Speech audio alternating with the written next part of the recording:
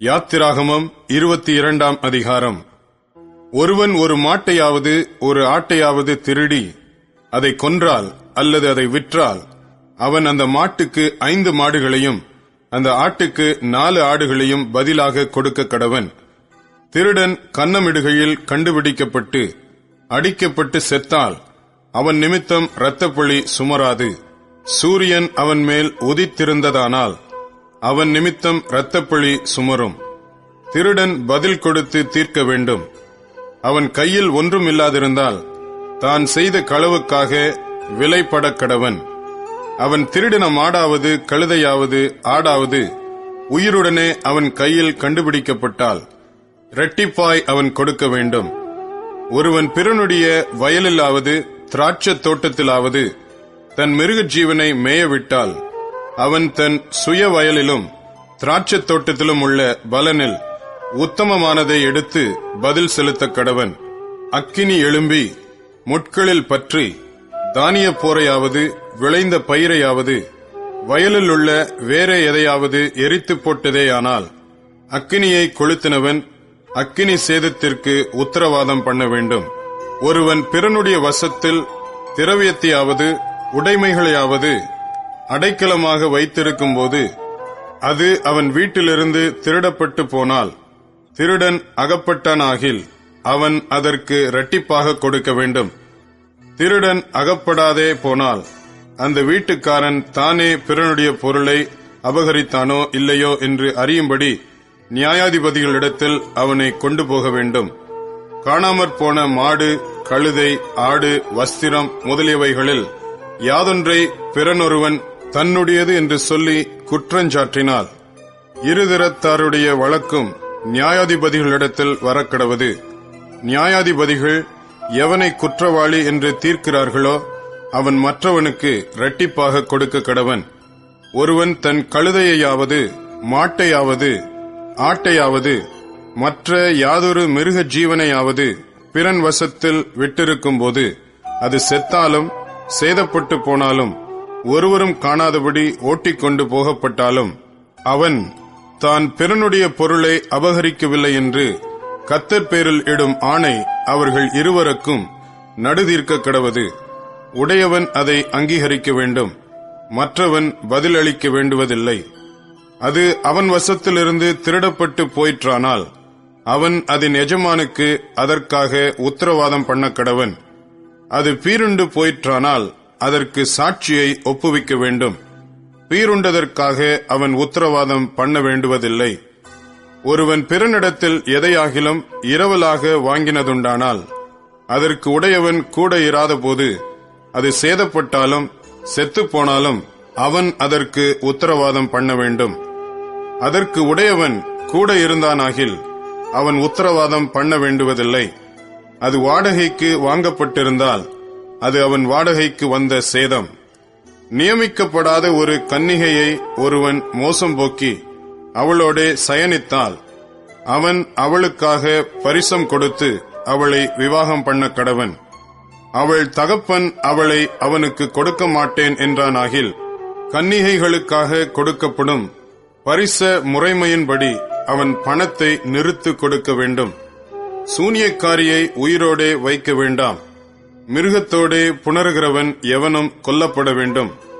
கர்த்தர் ஒருவருக்கே ஒழிய வேறே தேவர்களுக்கு பலியிடுகிறவன் சங்கரிக்கப்பட கடவன். அந்நியனை சிறுமைப்படுத்தாமலும் ஒடுக்காமலும் இருப்பீர்களாக. நீங்களும் எகிப்து தேசத்தில் அந்நியர்களாயிருந்தீர்களே. விதவையையும் திக்கற்ற பிள்ளையையும் ஒடுக்காமல் இருப்பீர்களாக.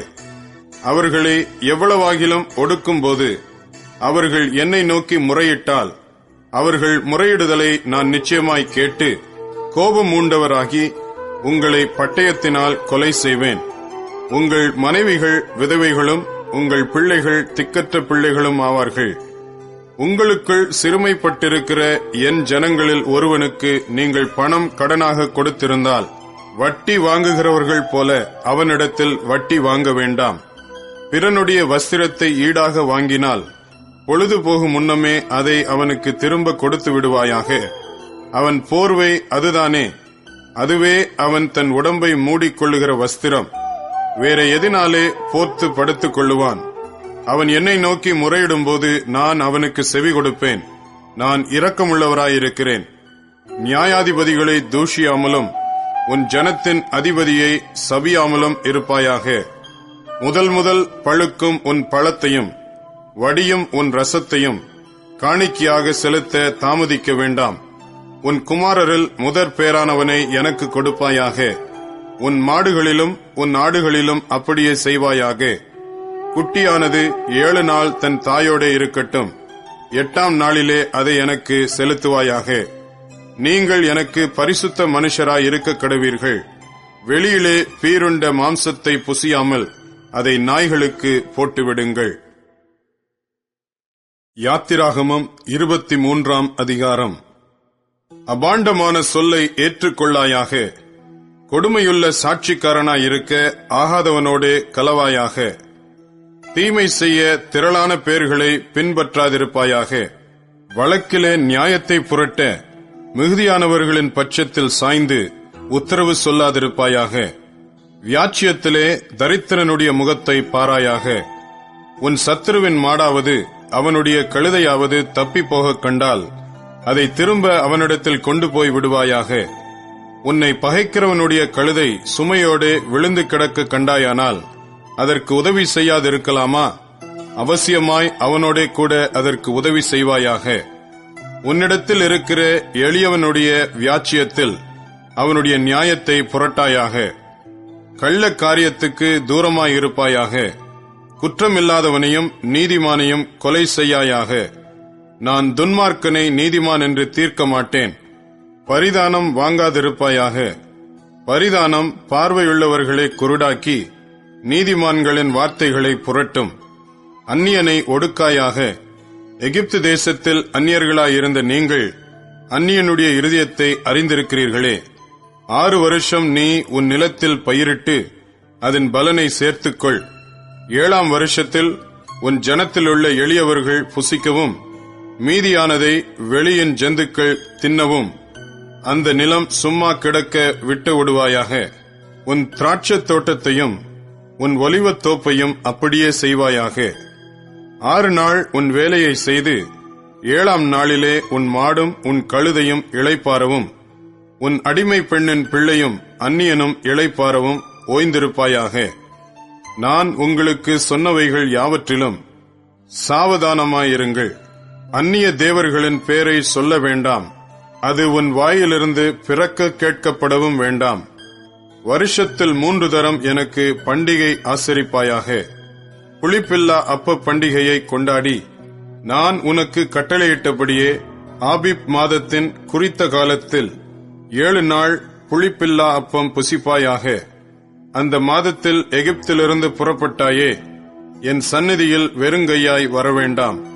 நீ வயலில் விதைத்த உன் பயிர் வேலைகளின் முதற் பலனை செலுத்துகிற அறுப்புகால பண்டிகையையும், வருஷ முடிவிலே நீ வயலில் உன் வேலைகளின் பலனை சேர்த்து தீர்ந்தபோது சேர்ப்பு கால பண்டிகையையும் ஆசரிப்பாயாக. வருஷத்தில் 3 தரம் உன் ஆண் மக்கள் எல்லாரும் கர்த்தராகிய ஆண்டவருடைய சந்நிதியில் வரக்கடவர்கள். எனக்கு இடும் பலியின் இரத்தத்தை புளித்த மாவுடன் செலுத்த வேண்டாம். எனக்கு இடும் பலியின் கொழுப்பை விடியற்காலம் வரைக்கும் வைக்கவும் வேண்டாம். உன் நிலத்தில் முதல் விளைச்சல்களில் முதற் கனியை உன் தேவனாகிய கர்த்தருடைய ஆலயத்துக்கு கொண்டு வருவாயாக. வெள்ளாட்டுக் குட்டியை அதன் தாயின் பாலிலே சமைக்க வேண்டாம்.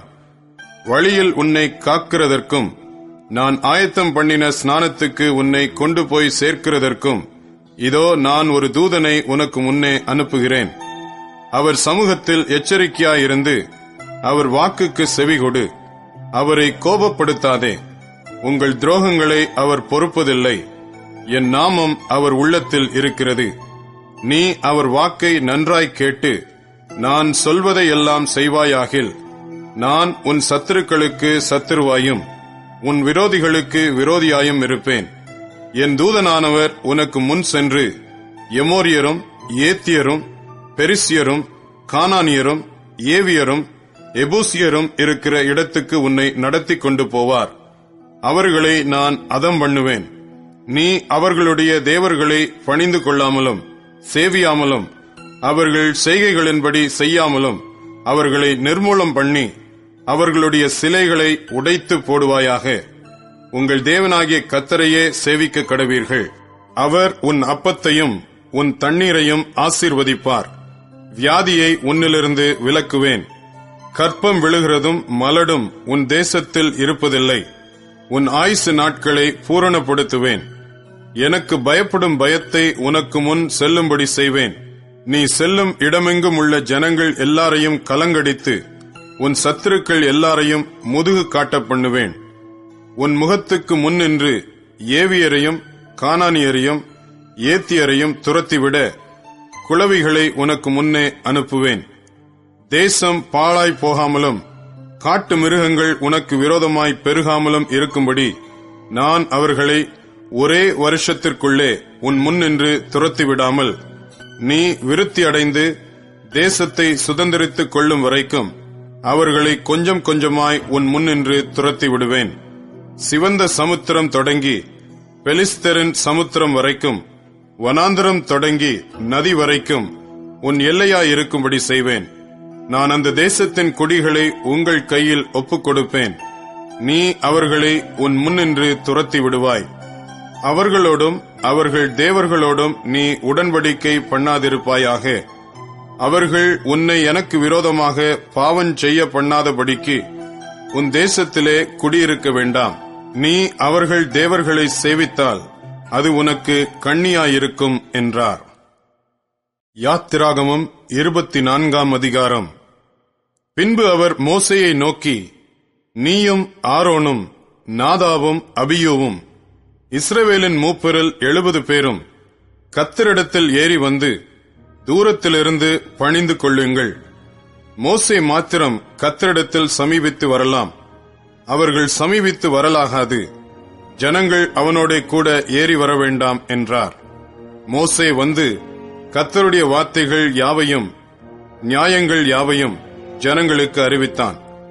அப்பொழுது ஜனங்கள் எல்லாரும் ஏக சத்தமாய் கர்த்தர் அருளின எல்லா வார்த்தைகளின்படியும் செய்வோம் என்று பிரதியுத்தரம் சொன்னார்கள்.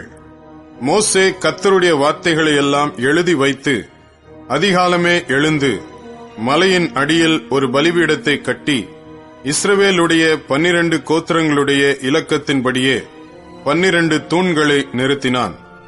இஸ்ரவேல் புத்திரரின் வாலிபரை அனுப்பினான். அவர்கள் சர்வாங்க தகன பலிகளை செலுத்தி கர்த்தருக்கு சமாதான பலிகளாக காளைகளை பலியிட்டார்கள். அப்பொழுது மோசே அந்த இரத்தத்தில் பாதி எடுத்து பாத்திரங்களில் வார்த்து பாதி இரத்தத்தை பலிபீடத்தின் மேல் தெளித்து உடன்படிக்கையின் புஸ்தகத்தை எடுத்து ஜனங்களின் காது கேட்க வாசித்தான். அவர்கள் கர்த்தர் சொன்னபடியெல்லாம் செய்து கீழ்ப்படிந்து நடப்போம் என்றார்கள். அப்பொழுது மோசே இரத்தத்தை எடுத்து ஜனங்களின் மேல் தெளித்து, இந்த வார்த்தைகள் யாவையும் குறித்து கர்த்தர் உங்களோட பண்ணின உடன்படிக்கையின் இரத்தம் இதுவே என்றான்.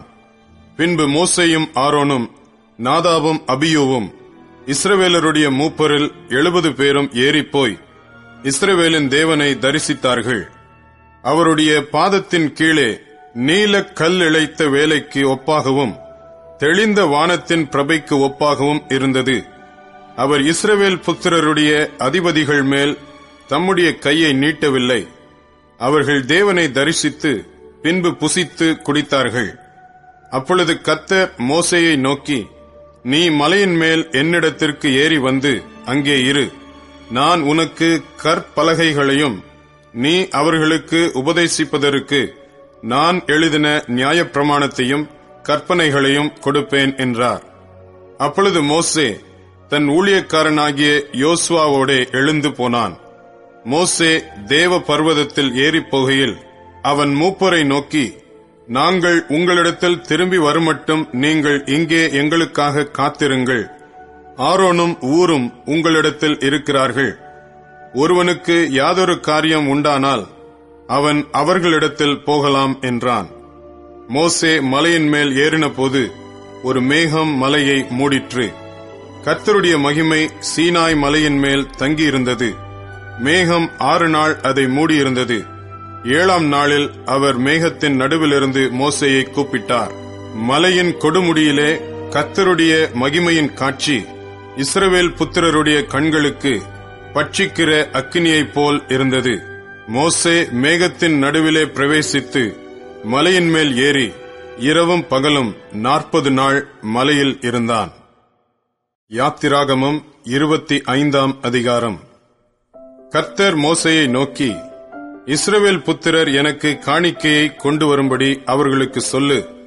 மனப்பூர்வமாய் உற்சாகத்துடன் கொடுப்பவன் எவனோ அவனிடத்தில் எனக்கு காணிக்கையை வாங்குவீர்களாக.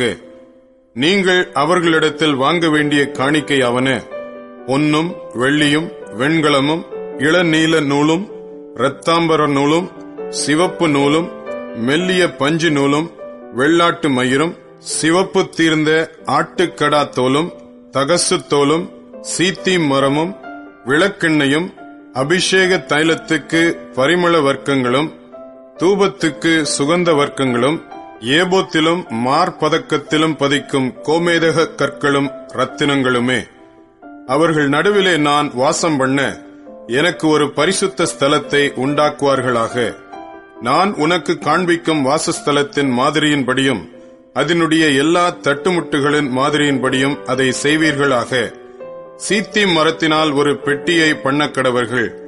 அதன் நீளம் 2.5 முழமும் அதன் அகலம் 1.5 முழமும் அதன் உயரம் 1.5 முழமுமாயிருப்பதாக. அதை எங்கும் பசும்பொன் தகட்டால் மூடுவாயாக. நீ அதன் உட்புறத்தையும் வெளிப்புறத்தையும் அதனால் மூடி அதன் மேல் சுற்றிலும் பொன்னினால் திறனையை உண்டாக்கி அதற்கு 4 பொன் வளையங்களை வார்ப்பித்து அவைகளை அதன் 4 மூலைகளிலும் போட்டு ஒரு பக்கத்தில் 2 வளையங்களும் மறுபக்கத்தில் 2 வளையங்களும் இருக்கும்படி தைத்து சீத்திம் மரத்தால் தண்டுகளை செய்து அவைகளை பொன் தகட்டால் மூடி அந்த தண்டுகளால் பெட்டியை சுமக்கும்படி அவைகளை பெட்டியின் பக்கங்களில் இருக்கும் வளையங்களிலே பாய்ச்சக் கடவாய். அந்த தண்டுகள் பெட்டியிலிருந்து கழற்றப்படாமல் அதன் வளையங்களிலே இருக்க வேண்டும். நான் உனக்கு கொடுக்கும் சாட்சி பிரமாணத்தை அந்த பெட்டியிலே வைப்பாயாக. பசும் பொன்னினாலே கிருபாசனத்தை பண்ணுவாயாக. அது 2.5 முழ நீளமும் 1.5 முழ அகலமுமாய் இருக்க கடவது. பொன்னினால் 2 கேருபீன்களை செய்வாயாக. பொன்னை தகடாய் அடித்து அவைகளை செய்து கிருபாசனத்தின் 2 ஓரங்களிலும் வைப்பாயாக. ஒரு புறத்து ஓரத்தில் ஒரு கேருபீனையும் மறுபுறத்து ஓரத்தில் மற்ற கேருபீனையும் பண்ணிவை. அந்த கேருபீன்கள் கிருபாசனத்தின் 2 ஓரங்களிலும் அதனோட ஏக வேலையாயிருக்கும்படி அவைகளை பண்ணக்கடவாய். அந்த கேருபீன்கள் தங்கள் செட்டைகளை உயர விரித்து தங்கள் செட்டைகளால் கிருபாசனத்தை மூடுகிறவைகளும் ஒன்றுக்கொன்று எதிர்முகமுள்ளவைகளுமாய் இருக்க கடவது. கேருபீன்களின் முகங்கள் கிருபாசனத்தை நோக்குகிறவைகளாயிருப்பதாக. கிருபாசனத்தை பெட்டியின் மீதில் வைத்து பெட்டிக்குள்ளே நான் உனக்கு கொடுக்கும் சாட்சி பிரமாணத்தை வைப்பாயாக. அங்கே நான் உன்னை சந்திப்பேன். கிருபாசனத்தின் மீதிலும் சாட்சி பெட்டியின் மேல் நிற்கும் 2 கேருபீன்களின் நடுவிலும் இருந்து நான் இஸ்ரவேல் புத்திரருக்காக உனக்கு கற்பிக்கப் போகிறவைகளை எல்லாம் உன்னோட சொல்லுவேன். சீத்திம் மரத்தால் ஒரு மேஜையையும் பண்ணுவாயாக. அது 2 முழ நீளமும் 1 முழ அகலமும் 1.5 முழ உயரமுமாய் இருக்க கடவது. அதை பசும் பொன் தகட்டால் மூடி சுற்றிலும் அதற்கு பொன்னினால் திறனையை உண்டாக்கி சுற்றிலும் அதற்கு 4 விரற்கடையான சட்டத்தையும் அதன் சட்டத்திற்கு சுற்றிலும் பொன்னினால் திறனையையும் உண்டாக்கி அதற்கு 4 பொன் வளையங்களை பண்ணி அவைகளை அதன் 4 கால்களுக்கு இருக்கும் 4 மூலைகளிலும் தைக்க கடவாய். அந்த வளையங்கள் மேஜையை சுமக்கும் தண்டுகளுக்கு இடங்களாயிருக்கும்படி சட்டத்தின் அருகே இருக்க வேண்டும். அந்த தண்டுகளை சீத்திம் மரத்தினால் செய்து அவைகளை பொன் தகட்டால் மூடக்கடவாய். அவைகளால் மேஜை சுமக்கப்பட வேண்டும். அதற்குரிய தட்டுகளையும் தூப கரண்டிகளையும் கிண்ணங்களையும் பானபலி கரகங்களையும் பண்ணக்கடவாய். அவைகளை பசும் பொன்னினால் பண்ணக்கடவாய். மேஜையின் மேல் நித்தமும் என் சந்நிதியில் சமூகத் தப்பங்களை வைக்க கடவாய். பசும் பொன்னினால் ஒரு குத்து விளக்கையும் உண்டாக்குவாயாக. அது பொன்னினால் அடிப்பு வேலையாய் செய்யப்பட வேண்டும். அதன் தண்டும் கிளைகளும் மொக்குகளும் பழங்களும் பூக்களும் பொன்னினால் செய்யப்பட வேண்டும். 6 கிளைகள் அதன் பக்கங்களில் விட வேண்டும். குத்து விளக்கின் 3 கிளைகள் அதன் ஒரு பக்கத்திலும், குத்து விளக்கின் 3 கிளைகள் அதன் மறுபக்கத்திலும் விட வேண்டும். ஒவ்வொரு கிளையிலே வாதுமை கொட்டைக்கு ஒப்பான 3 மொக்குகளும், ஒரு பழமும் ஒரு பூவும் இருப்பதாக. குத்து விளக்கிலிருந்து புறப்படும் 6 கிளைகளிலும் அப்படியே இருக்க வேண்டும். விளக்கு தண்டிலோ வாதுமை கொட்டைக்கு ஒப்பான 4 மொக்குகளும் பழங்களும் பூக்களும் இருப்பதாக. அதிலிருந்து புறப்படும் 2 கிளைகளின் கீழ் ஒரு பழமும், வேறு 2 கிளைகளின் கீழ் ஒரு பழமும், மற்றொரு 2 கிளைகளின் கீழ் ஒரு பழமும் இருப்பதாக. விளக்கு தண்டிலிருந்து புறப்படும் 6 கிளைகளுக்கும் அப்படியே இருக்க வேண்டும். அவைகளின் பழங்களும் அவைகளின் கிளைகளும் பொன்னினால் உண்டானவைகளாயிருப்பதாக. அவையெல்லாம் தகடாய் அடித்த பசும் பொன்னால் செய்யப்பட்ட ஒரே வேலையாயிருக்க வேண்டும். அதில் 7 அகல்களை செய்வாயாக. அதற்கு நேரெதிராய் எரியும்படிக்கு அவைகள் ஏற்றப்பட கடவது. அதன் கத்திரிகளும் சாம்பல் பாத்திரங்களும் பசும் பொன்னினால் செய்யப்படுவதாக. அதையும் அதற்குரிய பனிமூட்டுகள் யாவையும் 1 தாலந்து பசும் பொன்னினால் பண்ண வேண்டும். மலையிலே உனக்கு காண்பிக்கப்பட்ட மாதிரியின்படியே அவைகளை செய்ய எச்சரிக்கையாயிரு. யாத்திராகமம் 26ஆம் அதிகாரம். மேலும் திரித்த மெல்லிய பஞ்சு நூலினாலும், இளநீல நூலினாலும், இரத்தாம்பர நூலினாலும், சிவப்பு நூலினாலும் நெய்யப்பட்ட 10 மூடு திரைகளால் வாசஸ்தலத்தை உண்டு பண்ணுவாயாக. அவைகளில் விசித்திர வேலையாய் கேருபீன்களை செய்ய கடவாய். ஒவ்வொரு மூடு திரையும் 28 முழ நீளமும் 4 முழ அகலமுமாயிருப்பதாக. மூடு திரைகளெல்லாம் ஒரே அளவாயிருக்க வேண்டும். 5 மூடு திரை ஒன்றோடொன்று இணைக்கப்பட்டிருக்க வேண்டும். மற்ற 5 மூடு திரைகளும் ஒன்றோடொன்று இணைக்கப்பட்டிருக்க வேண்டும். இணைக்கப்பட்ட ஒரு மூடு திரையின் கடையோரத்தில் இளநீல நூலால் காதுகளை உண்டு பண்ணு. இணைக்கப்பட்ட மற்ற மூடுதிரையின் கடையோரத்திலும் அப்படியே செய்வாயாக. காதுகள் ஒன்றோடொன்று இணையும்படி ஒரு மூடுதிரையில் 50 காதுகளையும், இணைக்கப்பட்ட மற்ற மூடுதிரையின் ஓரத்தில் 50 காதுகளையும் உண்டு பண்ணுவாயாக. 50 பொன் கொக்கிகளையும் பண்ணி மூடுதிரைகளை ஒன்றோடொன்று அந்த கொக்கிகளால் இணைத்து விடுவாயாக. அப்பொழுது அது ஒரே வாசஸ்தலமாகும். வாசஸ்தலத்தின் மேல் கூடாரமாக போடும்படி ஆட்டு மயிரால் 11 மூடு திரைகளை உண்டு பண்ணுவாயாக. ஒவ்வொரு மூடு திரை 30 முழ நீளமும் 4 முழ அகலமுமாய் இருக்க வேண்டும். 11 மூடு திரைகளும் ஒரே அளவாய் இருக்க வேண்டும். 5 மூடு திரைகளை ஒன்றாகவும் 6 மூடு திரைகளை ஒன்றாகவும் இணைக்க வேண்டும். 6ஆம் மூடு திரையை கூடாரத்தின் முகப்பிற்கு முன்னே மடித்து போடுவாயாக. இணைக்கப்பட்ட ஒரு மூடு திரையின் கடையோரத்தில் 50 காதுகளையும், இணைக்கப்பட்ட மற்ற மூடுதிரையின் ஓரத்தில் 50 காதுகளையும் உண்டு பண்ணி 50 வெண்கல கொக்கிகளை செய்து, கொக்கிகளை காதுகளில் மாட்டி ஒரே கூடாரமாகும்படி அதை இணைத்து விடுவாயாக. கூடாரத்தின் மூடுதிரைகளில் மிச்சமான பாதி மூடுதிரை வாசஸ்தலத்தின் பின்புறத்தில் தொங்க வேண்டும். கூடாரத்தினுடைய மூடுதிரைகளின் நீளத்திலே மீதியானதில் இந்த புறத்தில் 1 முழமும் அந்த புறத்தில் 1 முழமும் வாசஸ்தலத்தை மூடும்படி அதன் பக்கங்களிலே தொங்க வேண்டும். சிவப்பு தீர்ந்த ஆட்டுக்கடா தோலினால் கூடாரத்திற்கு ஒரு மூடியையும், அதன் மேல் தகசு தோலால் ஒரு மூடியையும் உண்டு பண்ணுவாயாக. வாசஸ்தலத்துக்கு நிமிர்ந்து நிற்கும் பலகைகளையும் சீத்தி மரத்தால் உண்டு பண்ணுவாயாக. ஒவ்வொரு பலகையும் 10 முழ நீளமும் 1.5 முழ அகலமுமாய் இருக்க வேண்டும். ஒவ்வொரு பலகைக்கும் ஒன்றோடொன்று ஒத்து இசைந்திருக்கும் 2 கழுந்துகள் இருக்க வேண்டும். வாசஸ்தலத்தின் பலகைகளுக்கெல்லாம் இப்படியே செய்வாயாக. வாசஸ்தலத்துக்காக செய்யப்படுகிற பலகைகளில் 20 பலகை தெற்கே தென் திசைக்கு எதிராக நிற்க கடவது. அந்த 20 பலகைகளின் கீழே வைக்கும் 40 வெள்ளி பாதங்களை உண்டு பண்ணுவாயாக. ஒரு பலகையின் கீழ் அதன் 2 கழுந்துகளுக்கும் 2 பாதங்களும், மற்ற பலகையின் கீழ் அதன் 2 கழுந்துகளுக்கும் 2 பாதங்களும் இருக்க வேண்டும். வாசஸ்தலத்தின் மறுபக்கமாகிய வடபுறத்திலும் 20 பலகைகளையும், அவைகளின் கீழ் 40 வெள்ளி பாதங்களையும் உண்டு பண்ணுவாயாக. ஒரு பலகையின் கீழ் 2 பாதங்களும், மற்ற பலகையின் கீழ் 2 பாதங்களும் இருக்க வேண்டும். வாசஸ்தலத்தின் மேற்புறத்திற்கு 6 பலகைகளையும், வாசஸ்தலத்தின் இரு பக்கத்திலும் உள்ள மூலைகளுக்கு 2 பலகைகளையும் உண்டு பண்ணுவாயாக. அவைகள் கீழே இசைக்கப்பட்டிருக்க வேண்டும். மேலேயும் ஒரு வளையத்தினால் இசைக்கப்பட்டிருக்க வேண்டும். 2 மூலைகளுக்கும் அப்படியே இருக்க வேண்டும். அவைகள் 2 மூலைகளுக்காகும். அந்தப்படி 8 பலகைகள் இருக்க வேண்டும். ஒவ்வொரு பலகையின் கீழ் 2 பாதங்களாக 16 வெள்ளி பாதங்களும் இருக்க வேண்டும். சீத்திம் மரத்தால் வாசஸ்தலத்தின் ஒரு பக்கத்து பலகைகளுக்கு 5 தாழ்பாள்களையும், வாசஸ்தலத்தின் மறுபக்கத்து பலகைகளுக்கு 5 தாழ்பாள்களையும், வாசஸ்தலத்தின் மேற்புறமான பின்பக்கத்து பலகைகளுக்கு 5 தாழ்பாள்களையும் பண்ணுவாயாக. நடுத்தாழ்பாள் ஒரு முனை தொடங்கி மறுமுனை மட்டும் பலகைகளின் மையத்தில் உருவ பாய்ச்சப்பட்டிருக்க வேண்டும்.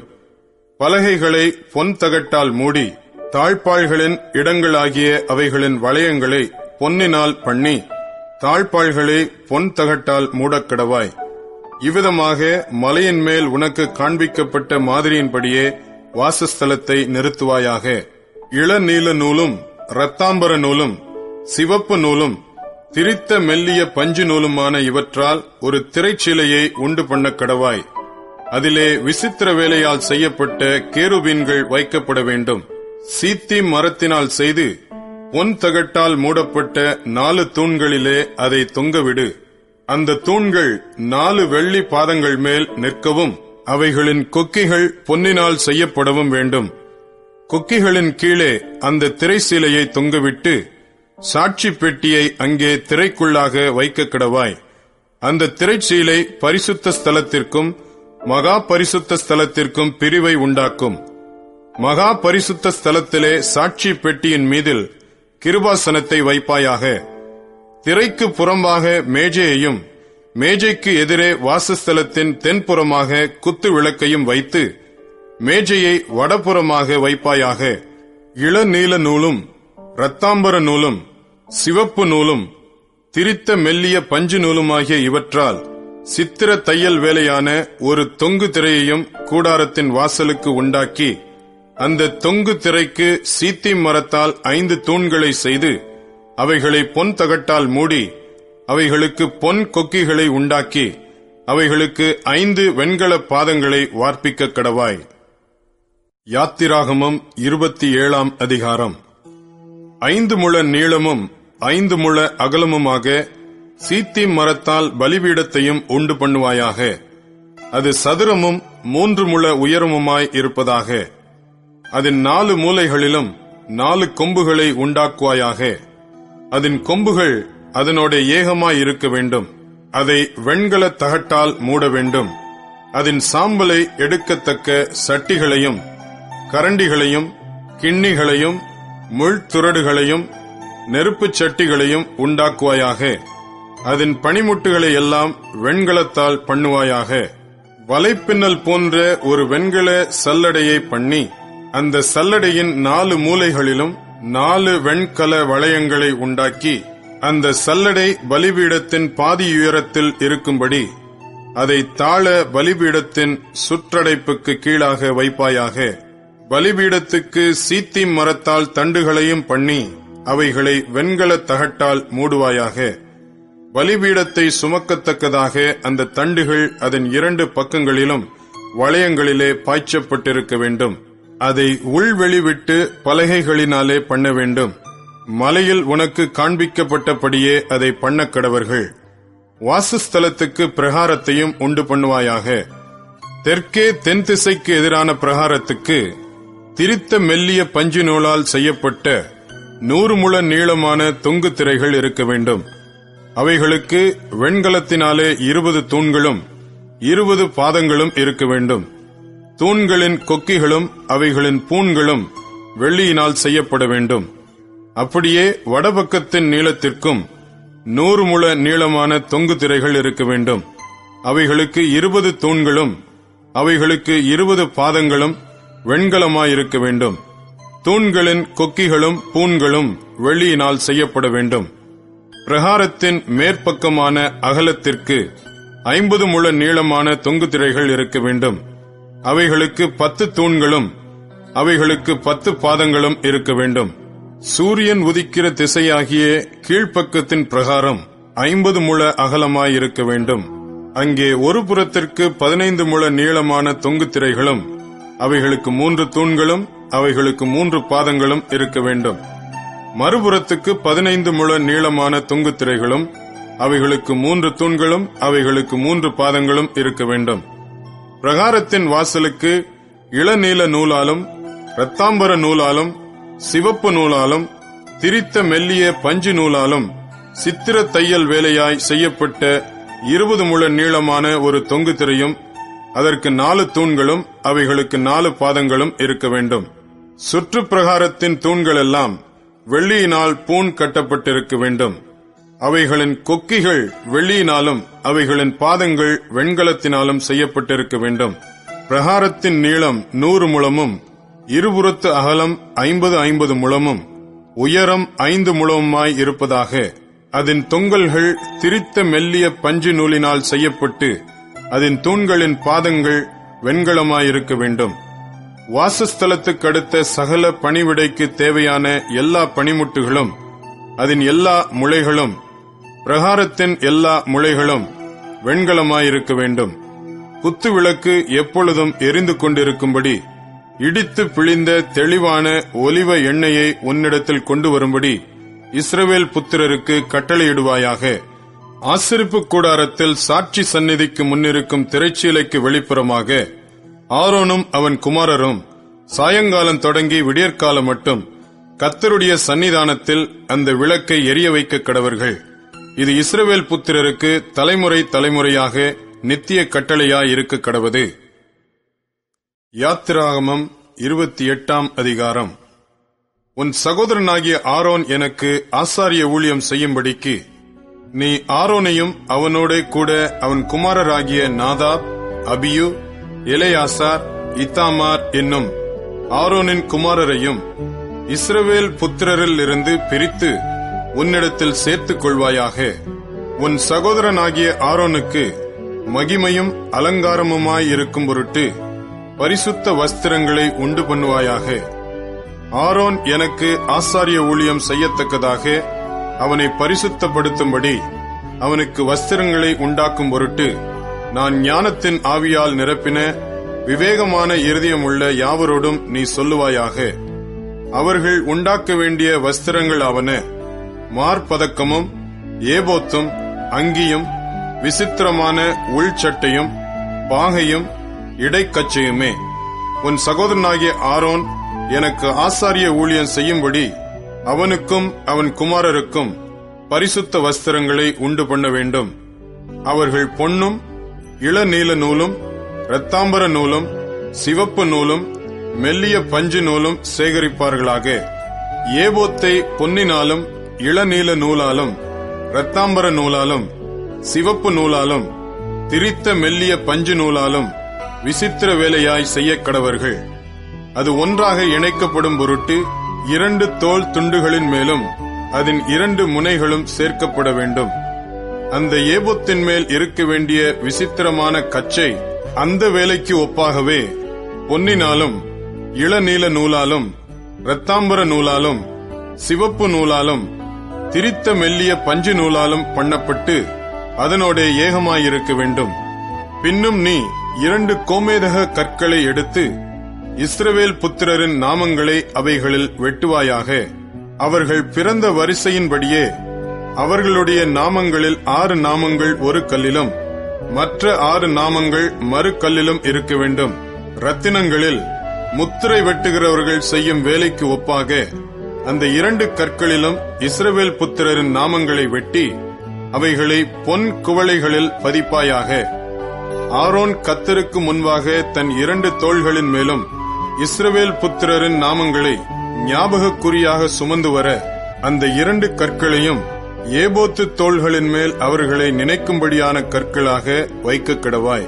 பொன்னினால் வளையங்களை பண்ணி சரியான அளவுக்கு பின்னல் வேலையான 2 சங்கிலிகளையும் பசும் பொன்னினால் உண்டாக்கி அந்த சங்கிலிகளை அந்த வளையங்களில் பூட்டுவாயாக.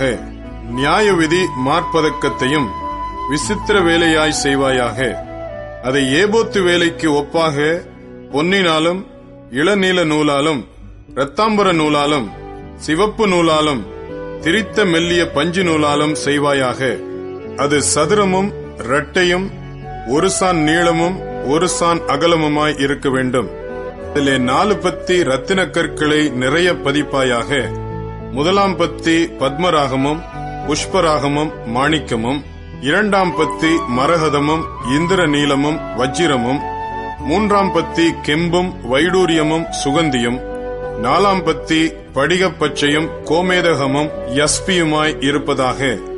இவைகள் அந்தந்த பத்தியில் பொன்னினாலே பதித்திருக்க வேண்டும். இந்த கற்கள் இஸ்ரவேல் புத்திரருடைய நாமங்களின்படியே 12 அவர்களுடைய நாமங்கள் அவைகளில் வெட்டப்பட்டவைகளுமாய் இருக்க வேண்டும். 12 கோத்திரங்களில் ஒவ்வொன்றினுடைய நாமம் ஒவ்வொன்றிலே முத்திரை வெட்டாய் வெட்டியிருக்க வேண்டும்.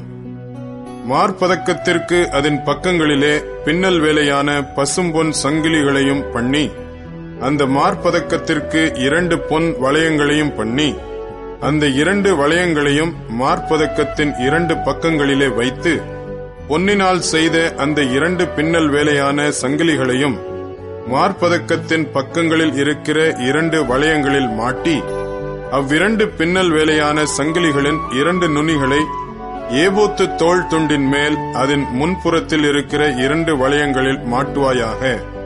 நீ 2 பொன் வளையங்களை பண்ணி, அவைகளை ஏபோத்தின் கீழ்ப்புறத்திற்கு எதிரான மார்பதக்கத்தினுடைய மற்ற 2 பக்கங்களிலும் அதனுடைய ஓரத்திற்குள்ளாக வைத்து, வேறே 2 பொன் வளையங்களை பண்ணி, அவைகளை ஏபோத்தின் முன்புறத்து 2 கீழ்ப்பக்கங்களில் அதன் இணைப்புக்கு எதிராகவும் ஏபோத்தின் விசித்திரமான கச்சைக்கு மேலாகவும் வைத்து, மார்பதக்கம் ஏபோத்தின் விசித்திரமான கச்சைக்கு மேலாக இருக்கும்படிக்கும் அது ஏபோத்திலிருந்து நீங்காதபடிக்கும் அதை அதன் வளையங்களால் ஏபோத்து வளையங்களோடு இளநீல நாடாவினால் கட்ட வேண்டும். ஆரோன் பரிசுத்த ஸ்தலத்திற்குள் பிரவேசிக்கும் போது இஸ்ரவேல் புத்திரரின் நாமங்களை தன் இருதயத்தின் மேலிருக்கும் நியாயவிதி மார்பதக்கத்திலே கர்த்தருடைய சன்னிதானத்தில் ஞாபகக்குறியாக எப்பொழுதும் தரித்துக் கொள்ள கடவன். நியாயவிதி மார்பதக்கத்திலே ஊரீம் தும்மீம் என்பவைகளை வைப்பாயாக. ஆரோன் கர்த்தருடைய சன்னிதானத்தில் பிரவேசிக்கும் போது அவைகள் அவன் இருதயத்தின் மேல் இருக்க வேண்டும். ஆரோன் தன் இருதயத்தின் மேல் இஸ்ரவேல் புத்திரருடைய நியாயவிதியை கர்த்தருடைய சன்னிதானத்தில் எப்பொழுதும் தரித்துக் கொள்ள வேண்டும். ஏபோத்தின் கீழ் அங்கியை முழுவதும் இளநீல நூலால் உண்டாக்க கடவாய். தலை நுழைகிற அதன் துவாரம் அதன் நடுவில் இருக்கவும், அதன் துவாரத்துக்கு நெய்யப்பட்ட வேலையான ஒரு நாடா சுற்றிலும் இருக்கவும் வேண்டும். அது கிழியாதபடிக்கு மார்க்கவசத்தின் துவாரத்துக்கு ஒத்ததாக இருக்க வேண்டும். அதன் கீழோரங்களில் இளநீல நூல், இரத்தாம்பர நூல், சிவப்பு நூல் வேலையால் செய்யப்பட்ட மாதளம் பழங்களையும், அவைகளுக்கு இடையிடையே சுற்றிலும் பொன் மணிகளையும் அதன் ஓரங்களில் சுற்றிலும் தொங்கும்படி பண்ணி வைக்க வேண்டும். அங்கியின் ஓரங்களில் சுற்றிலும் 1 பொன்மணியும் 1 மாதளம்பழமும் 1 பொன்மணியும் 1 மாதளம்பழமுமாய் தொங்குவதாக. ஆரோன் ஆராதனை செய்ய கர்த்தருடைய சந்நிதியில் பரிசுத்த ஸ்தலத்துக்குள் பிரவேசிக்கும் போதும் வெளியே வரும்போதும் அவன் சாகாதபடிக்கு அதன் சத்தம் கேட்கப்படும்படி அதை தரித்துக் கொள்ள வேண்டும்.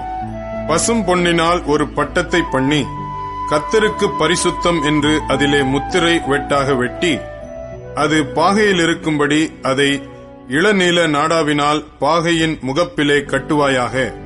இஸ்ரவேல் புத்திரர் தங்கள் பரிசுத்த காணிக்கைகளாக படைக்கும் பரிசுத்தமானவைகளின் தோஷத்தை ஆரோன் சுமக்கும்படி அது ஆரோனுடைய நெற்றியின் மேல் இருப்பதாக.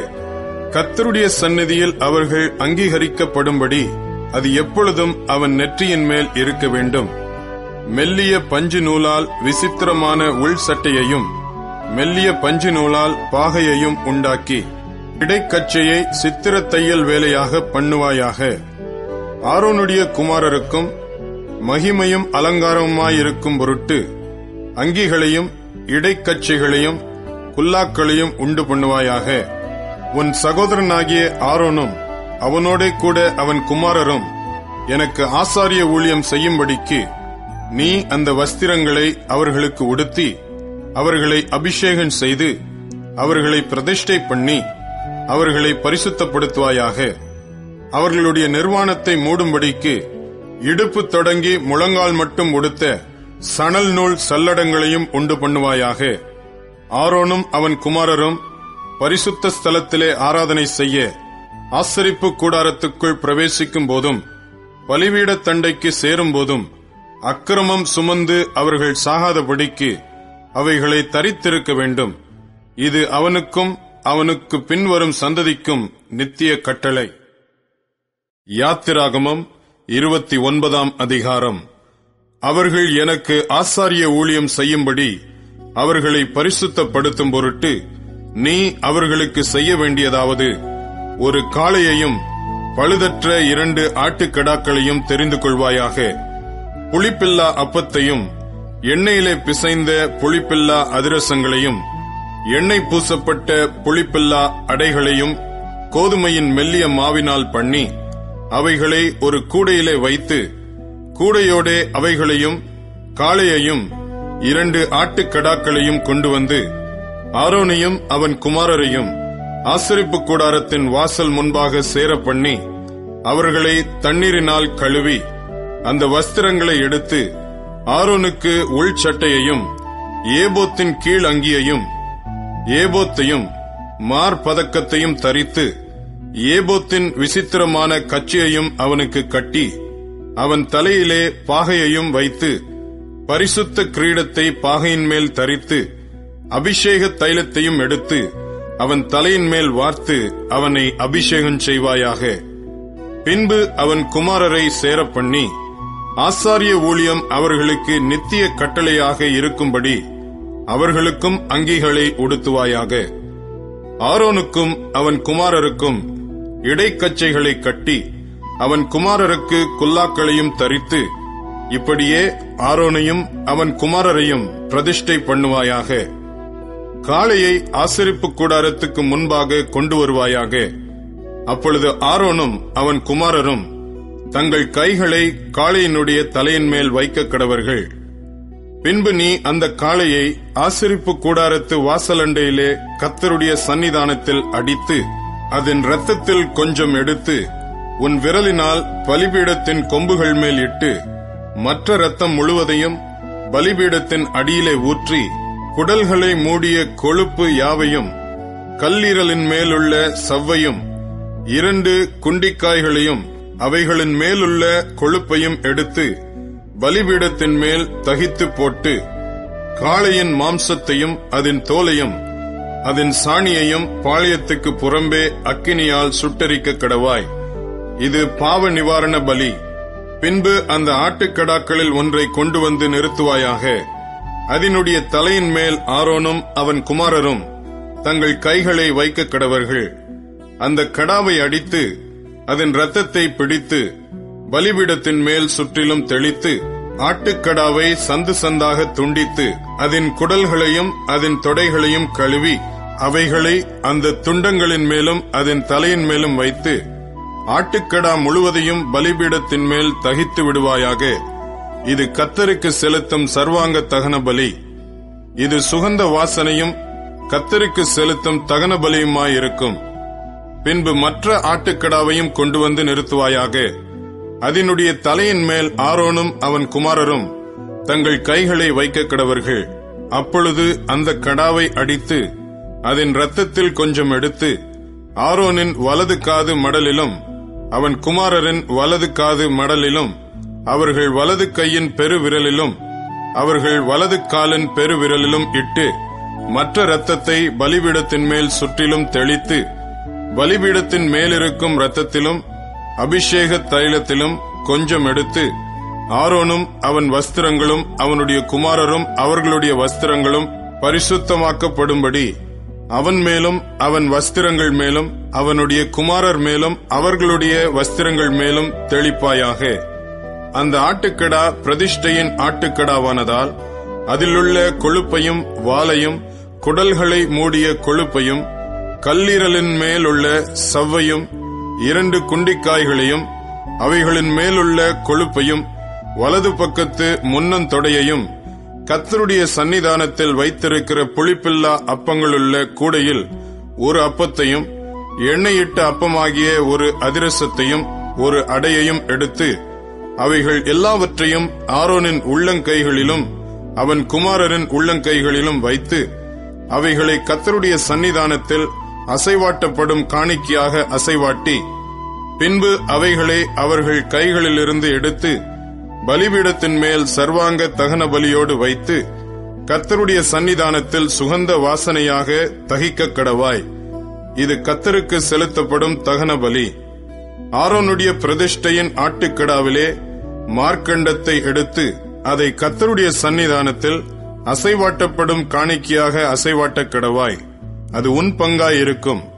மேலும் ஆரோனுடைய பிரதிஷ்டைக்கும் அவன் குமாரருடைய பிரதிஷ்டைக்கும் நியமித்த ஆட்டுக்கிடாவில் அசைவாட்டப்படுகிற மார்க்கண்டத்தையும் ஏறெடுத்து படைக்கப்படுகிற முன்னந்தொடையையும் பரிசுத்தப்படுத்துவாயாக. அது ஏறெடுத்து படைக்கிற படைப்பானதினால் இஸ்ரவேல் புத்திரர் பலியிடுகிறவைகளில் அவைகளே நித்திய கட்டளையாக ஆரோனையும் அவன் குமாரரையும் சேர்வதாக. இஸ்ரவேல் புத்திரர் கர்த்தருடைய சன்னிதானத்தில் ஏறெடுத்து படைக்கிற சமாதான பலிகளில் அவைகளே ஏறெடுத்து படைக்கும் படைப்பாயிருக்க வேண்டும். ஆரோனின் பரிசுத்த வஸ்திரங்கள் அவனுக்கு பின் அவனுடைய குமாரரை சேரும்.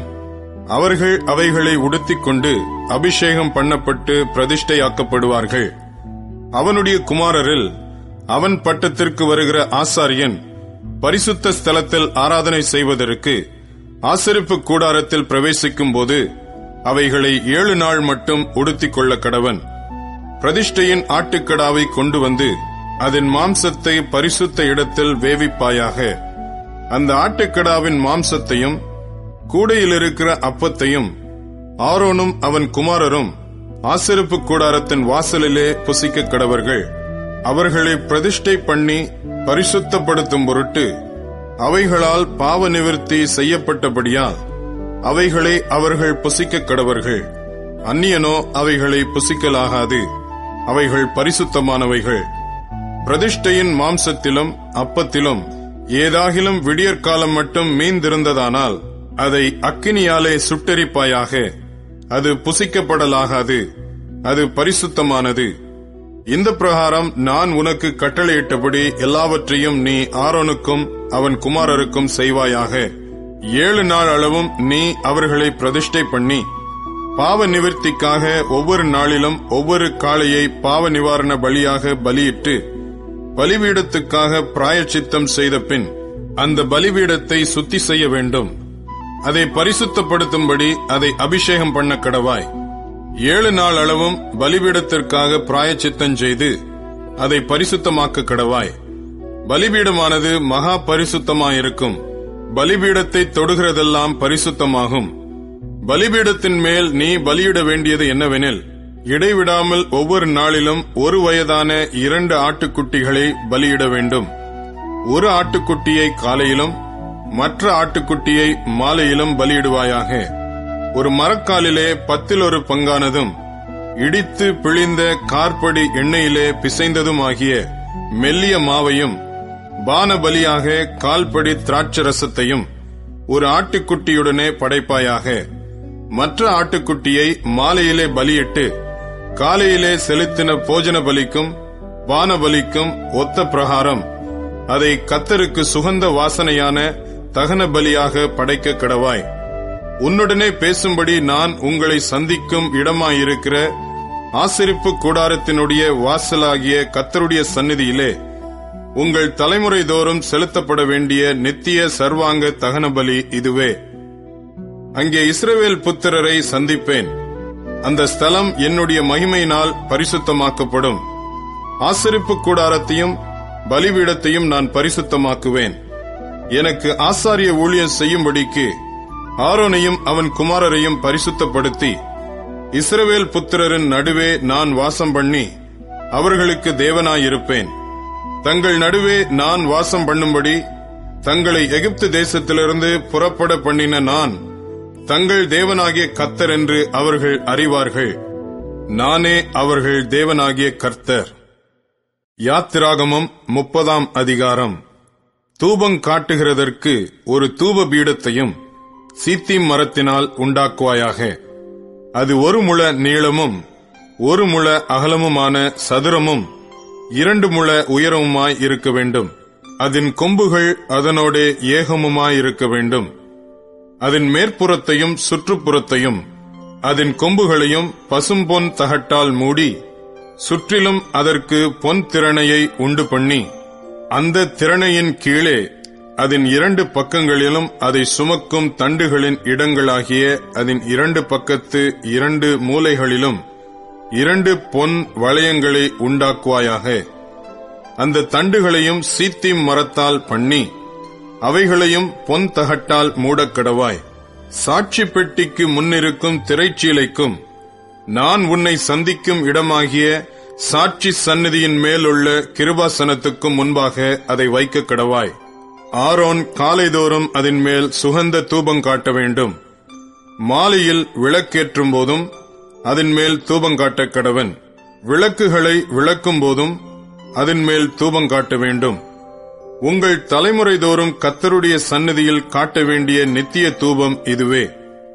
அதன் மேல் அந்நிய தூபத்தையாகிலும் தகன பலியையாகிலும் போஜன பலியையாகிலும் படைக்க வேண்டாம். அதன் மேல் பான பலியை ஊற்றவும் வேண்டாம். வருஷத்தில் ஒருமுறை ஆரோன் பாவ நிவாரண பலியின் இரத்தத்தினால் அதன் கொம்புகளின் மேல் பிராயச்சித்தம் பண்ணுவானாக. உங்கள் தலைமுறை தோறும் வருஷத்தில் ஒருமுறை அதன் மேல் பிராயச்சித்தம் பண்ணுவானாக. அது கர்த்தருக்கு மகா பரிசுத்தமானது என்றார். பின்னும் கர்த்தர் மோசேயை நோக்கி, நீ இஸ்ரவேல் புத்திரரை அவர்கள் இலக்கத்தின்படி கணக்கு பார்க்கும் பொருட்டு அவர்களை எண்ணும்போது அவர்களுக்குள்ளே ஒரு வாதை உண்டாகாதபடிக்கு அவர்களில் ஒவ்வொருவனும் எண்ணப்படும் சமயத்தில் தன் தன் ஆத்துமாவுக்காக கர்த்தருக்கு மீட்கும் பொருளை கொடுக்க கடவன். எண்ணப்படுகிறவர்களின் தொகையிலே சேருகிற ஒவ்வொருவனும் பரிசுத்த ஸ்தலத்து சேக்கல் கணக்கின்படி அரை சேக்கல் கொடுக்க வேண்டும். ஒரு சேக்கலுக்கு 20 கேரா, கர்த்தருக்கு செலுத்தப்படுவது அரை சேக்கல்.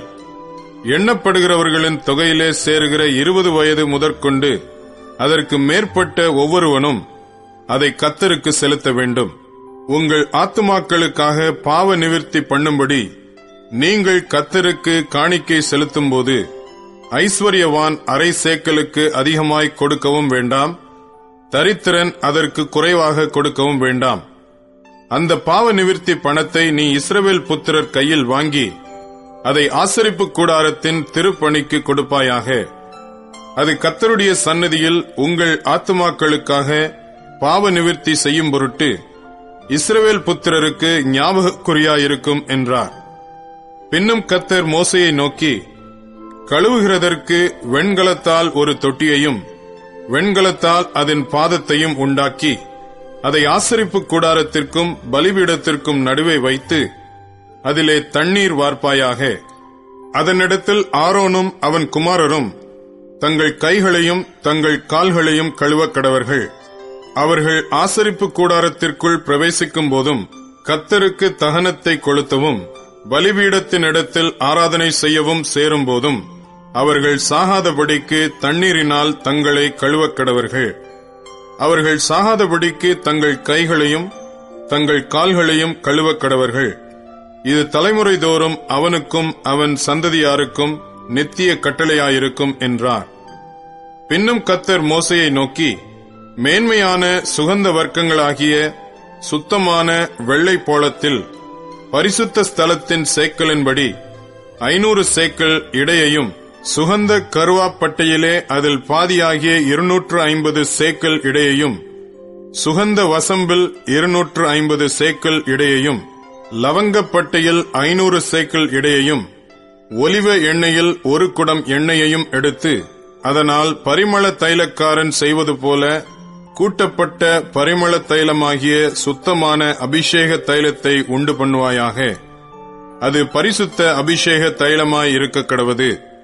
அதனாலே ஆசரிப்பு கூடாரத்தையும் சாட்சி பெட்டியையும் மேஜையையும் அதன் பணிமுட்டுகள் எல்லாவற்றையும் குத்து விளக்கையும் அதன் கருவிகளையும் தூப பீடத்தையும் தகன பலிபீடத்தையும் அதன் பணிமுட்டுகள் எல்லாவற்றையும் தொட்டியையும் அதன் பாதத்தையும் அபிஷேகம் பண்ணி அவைகள் மகா பரிசுத்தமாயிருக்கும்படிக்கு அவைகளை பரிசுத்தப்படுத்துவாயாக.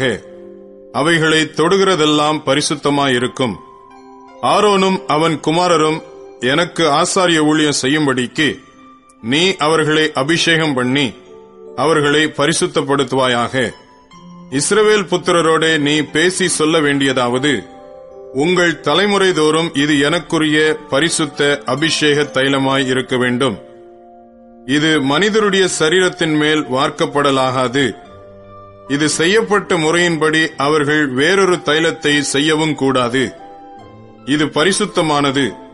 இது உங்களுக்கு பரிசுத்தமாயிருப்பதாக. இந்த முறையின்படியே தைலம் கூட்டுகிறவனும் அதில் எடுத்து அந்நியன் மேல் வார்க்கிறவனும் தன் ஜனத்தில் இராதபடிக்கு அறுப்புண்டு போகக் கடவன் என்று சொல் என்றார். பின்னும் கர்த்தர் மோசேயை நோக்கி, சுத்த வெள்ளைப்போளமும் குங்குலியமும் அல்பான் பிசினுமாகிய கந்த வர்க்கங்களையும் சுத்தமான சாம்பிராணியையும் நீ சமநிறையாக எடுத்து தைலக்காரன் செய்கிறது போல அதற்கு பரிமளமேற்றி துப்புரவான பரிசுத்த தூப வர்க்கமாக்கி அதில் கொஞ்சம் எடுத்து பொடியாக இடித்து நான் உன்னை சந்திக்கும் ஆசரிப்பு கூடாரத்தில் இருக்கும் சாட்சி சந்நிதியில் வைப்பாயாக. அது உங்களுக்கு மகா பரிசுத்தமாயிருக்க கடவது. இந்த தூப வர்க்கத்தை நீ செய்ய வேண்டிய முறையின்படி உங்களுக்காக செய்து கொள்ளலாகாது. இது கர்த்தருக்கென்று உனக்கு பரிசுத்தமாயிருப்பதாக. இதற்கு ஒப்பானதை முகர்கிறதற்காக செய்கிறவன் தன் ஜனத்தில் இராதபடி அறுப்புண்டு போகக் கடவன் என்றார். யாத்திராகமம் 31 அதிகாரம்.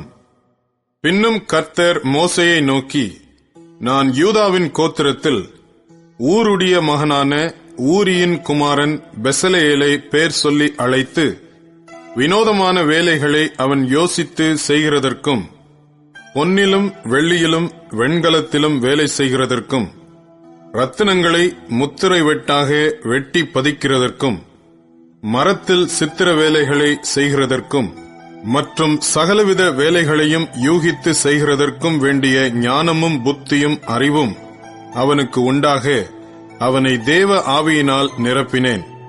மேலும் தான் கோத்திரத்தில் உள்ள அகிசாமாகின் குமாரனாகிய அகோலியாபையும் அவனோட துணையாக கூட்டினதுமன்றி ஞான இருதயமுள்ள யாவருடைய இருதயத்திலும் ஞானத்தை அருளினேன். நான் உனக்கு கட்டளையிட்ட யாவையும் அவர்கள் செய்வார்கள். ஆசரிப்பு கூடாரத்தையும் சாட்சி பெட்டியையும் அதன் மேலுள்ள கிருபாசனத்தையும் கூடாரத்தில் உள்ள சகல பணிமுட்டுகளையும் மேஜையையும் அதன் பணிமுட்டுகளையும் சுத்தமான குத்து விளக்கையும் அதன் சகல கருவிகளையும் தூப பீடத்தையும் தகன பலிபீடத்தையும் அதன் சகல பணிமுட்டுகளையும் தொட்டியையும் அதன் பாதத்தையும் ஆராதனை வஸ்திரங்களையும் ஆசாரிய ஊழியம் செய்வதற்கான ஆசாரியனாகிய ஆரோனின் பரிசுத்த வஸ்திரங்களையும் அவன் குமாரரின் வஸ்திரங்களையும் அபிஷேக தைலத்தையும் பரிசுத்த ஸ்தலத்துக்கு சுகந்த வர்க்கங்களாகிய தூப வர்க்கத்தையும் நான் உனக்கு கட்டளையிட்டபடியே அவர்கள் செய்ய வேண்டும் என்றார். மேலும் கர்த்தர் மோசேயினிடத்தில், நீ இஸ்ரவேல் புத்திரரை நோக்கி, நீங்கள் என் ஓய்வு நாட்களை ஆசரிக்க வேண்டும். உங்களை பரிசுத்தப்படுத்துகிற கர்த்தர் நான் என்பதை நீங்கள் அறியும்படி இது உங்கள் தலைமுறை தோறும் எனக்கும் உங்களுக்கும் அடையாளமாயிருக்கும். ஆகையால் ஓய்வு நாளை ஆசரிப்பீர்களாக. அது உங்களுக்கு பரிசுத்தமானது. அதை பரிசுத்த குலைச்சலாக்குகிறவன் கொலையுண்கக் கடவன். அதிலே வேலை செய்கிற எந்த ஆத்துமாவும் தன் ஜனத்தின் நடுவில் இராதபடிக்கு அறுப்புண்டு போவான். 6 நாளும் வேலை செய்யலாம். 7ஆம் நாளோ வேலை ஒளிந்திருக்கும் ஓய்வு நாள். அது கர்த்தருக்கு பரிசுத்தமானது. ஓய்வு நாளில் வேலை செய்கிறவன் எவனும் கொலை செய்யப்பட வேண்டும். ஆகையால் இஸ்ரவேல் புத்திரர் தங்கள் தலைமுறை தோறும் ஓய்வு நாளை நித்திய உடன்படிக்கையாக ஆசரிக்கும்படி அதை கைக்கொள்ளக் கடவர்கள். அது என்றைக்கும் எனக்கும் இஸ்ரவேல் புத்திரருக்கும் அடையாளமாயிருக்கும். 6 நாளைக்குள்ளே கர்த்தர் வானத்தையும் பூமியையும் உண்டாக்கி 7ஆம் நாளிலே ஓய்ந்திருந்து பூரித்தார் என்றார். சீனாய் மலையில் அவர் மோசேயோடே பேசி முடிந்த பின் தேவனுடைய விரலினால் எழுதப்பட்ட கற்பலகைகளாகிய சாட்சியின் 2 பலகைகளை அவனிடத்தில் கொடுத்தார்.